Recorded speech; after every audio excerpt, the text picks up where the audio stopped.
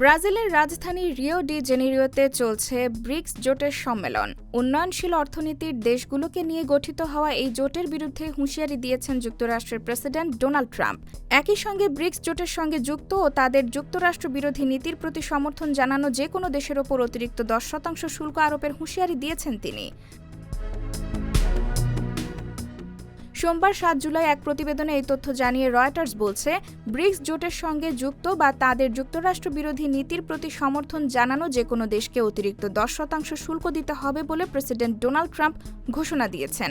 তার এই ঘোষণা এমন এক সময় এসেছে যখন ব্রাজিলে ব্রিক্স শীর্ষ সম্মেলন শুরু হয়েছে। রোববার নিজের সোশ্যাল মিডিয়া প্ল্যাটফর্ম ট্রুথ সোশ্যালে এক পোস্টে ট্রাম্প লেখেন, যে কোনো দেশ যদি ব্রিক্সের যুক্তরাষ্ট্র বিরোধী নীতির সঙ্গে নিজেকে জড়ায় তবে তাদের অতিরিক্ত 10% শুল্ক দিতে হবে। এই নীতিতে কোনো ব্যতিক্রম থাকবে না। ধন্যবাদ।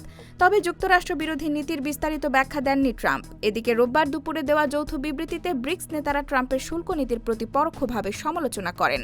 তারা বলেন, শুল্ক বাড়ানোর প্রবণতা বৈশ্বিক বাণিজ্যের জন্য হুমকি। অন্যদিকে এবারের সম্মেলনে ভারতের প্রধানমন্ত্রী নরেন্দ্র মোদি, দক্ষিণ আফ্রিকার প্রেসিডেন্ট সিরিল রামাফোসা এবং আরও অনেক বিশ্বনেতা উপস্থিত থাকলেও চীনের প্রেসিডেন্ট শি জিনপিং প্রতিনিধি পাঠিয়েছেন এবং রাশিয়ার প্রেসিডেন্ট ভ্লাদিমির পুতিন আইসিসির গ্রেপ্তারি পরোয়ানার কারণে অনলাইনে অংশ নিচ্ছেন। IBTV USA, new York.